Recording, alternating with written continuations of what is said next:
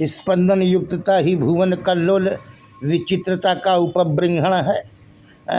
कंपन रहित प्रशांत महासागर भूता शांति देवी, अगार शांति की अगार अयन हो। अणु से अणुतर सूक्ष्मतम अनिष्ठा बिंदु रूपता बामन का अवतार जैसा। तुम ही तो बिंदु में निखिल का संधान कराती हो।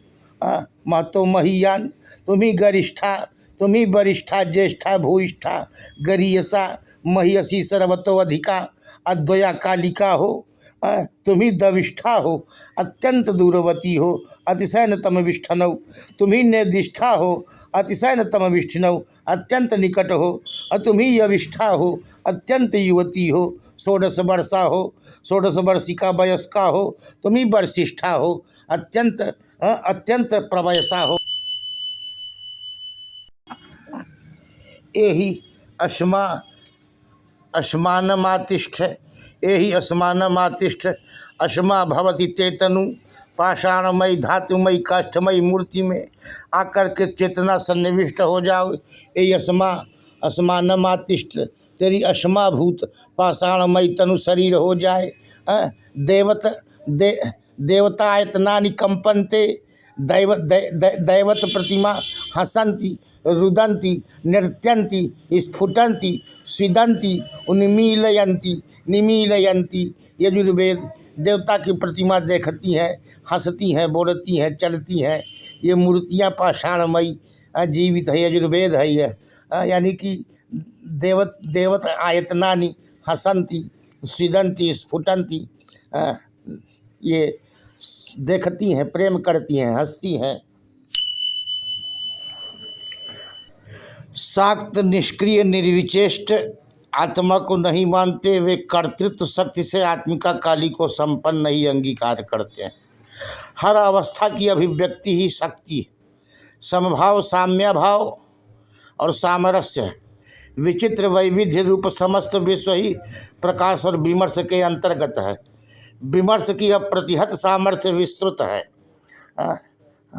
राधा कृष्ण शिव शिवा राघव राघवी लिंगयोनि रूप से ही यामल में वर्णित है। शिव शक्ति सामरस्य अवस्था द्योतक है। अमृता अद्वैतामृत वर्षणी निर्द्वय अवस्था द्वंद्वातीत है। निष्कलत्व वृक्ष की छाया की तरह सकलत्व वृक्ष सदृश इस अवस्था का प्रतिपादन करती है।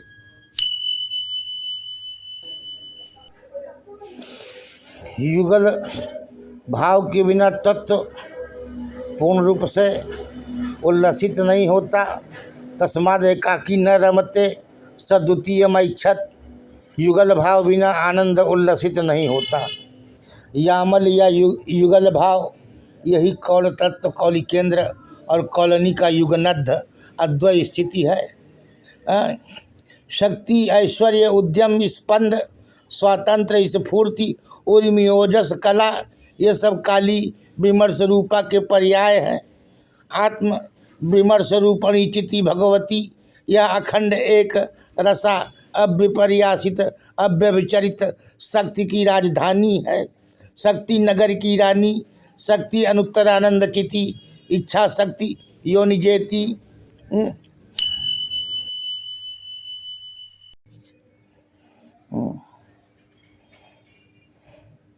एक रूपा, एक स्थिता, एक प्राणा, एक भावापन्ना बभू। इस सामरस्य के भंग होने पर क्रमशः क्रमगत विश्व का प्रादुर्भाव होता। शिवांश साक्षी रूप में से रहता है।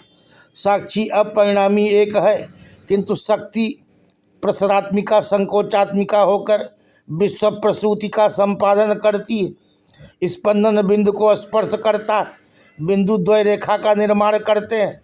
रेखा तीन होकर त्रिकोण रूप जगत प्रसवित्री योनि हो जाती।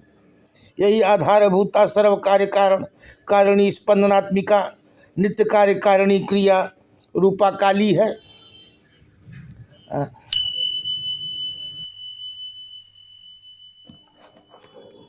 स्वेच्छया स्वभित्तौ विश्वम उन्मीलयति।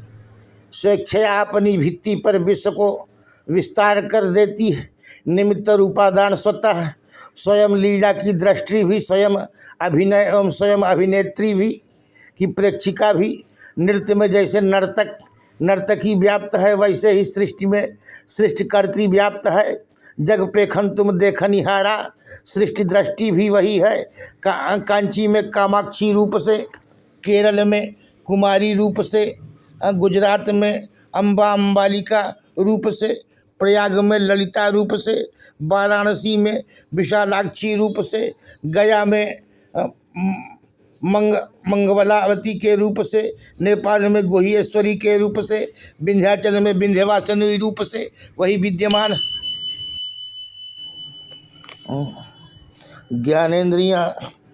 ज्ञानेंद्रिय और मन इनके कोष होकर के मनोमय कोष है। अहम ज्ञानवान, अहम वासनावान, अहम विक्षिप्ता, अहम समाधिस्था इत्यादि सभी अभिमान मनोमय कोष के हैं। ज्ञानेंद्रिय और बुद्धि इनके अवयव हैं। यह विज्ञानमय कोष है। इसमें अहम मम बुद्धि करके व्याप्त चैतन्य जो है विज्ञानमय कोष है। ये विज्ञानमय कोष है। विज्ञानमय कोष, इसमें ज्ञानेंद्रियों के सहित वृत्ति युक्त बुद्धि रहती है। पंचकोश है। महतत्व सात्विक, महतत्व का सात्विक परिणाम होने से विज्ञानमय कोष अत्यंत ज्ञानमय है। पंचकोश है। इन पंचकोश रूपी गुफा में आत्म चैतन्य काली चिघाड़ती है। अन्नमय कोश शरीर स्थूल देह अन्नमय कोश है। प्राण और कर्मेंद्रियां इनके अवयव हैं। इस प्रकार प्राणमय कोश व्याप्त चैतन्य को प्राणमय कोश कहते हैं। बिना क्रिया शक्ति के शरीर मुर्दा है। ये प्राणमय कोश है। जैसे अन्नमय कोश में आत्म तत्व अहम बुद्धि अविद्या से कल्पित है, उसी प्रकार प्राणमय कोश में भी अन्नमय कोश की तरह प्राण भी इदम वाच्य है, दृश्य है। जैसे स्थूल शरीर का नाम अन्नमय कोश है, उसी प्रकार सूक्ष्म शरीर का नाम प्राणमय कोश है। ज्ञानेंद्रियां और मन इनके अवयव हैं। इनको मनोमय कोश कहते हैं। अहम मम बुद्धि वाला जो अपने में व्याप्त चैतन्य है।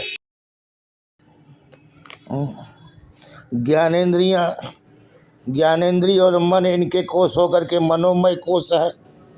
अहम ज्ञानवान, अहम वासनावान, अहम विक्षिप्ता, अहम समाधिस्था इत्यादि सभी अभिमान मनोमय कोश के हैं।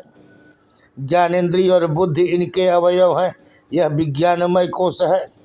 इसमें अहम मम बुद्धि करके व्याप्त चैतन्य जो है विज्ञानमय कोश है। ये विज्ञानमय कोश है।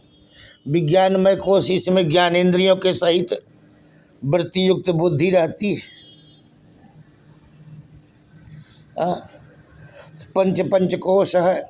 महतत्व सात्विक, महतत्व का सात्विक परिणाम होने से विज्ञानमय कोश अत्यंत ज्ञानमय है। पंचकोश है। इन पंचकोश रूपी गुफा में आत्म चैतन्य काली चिघाड़ती है।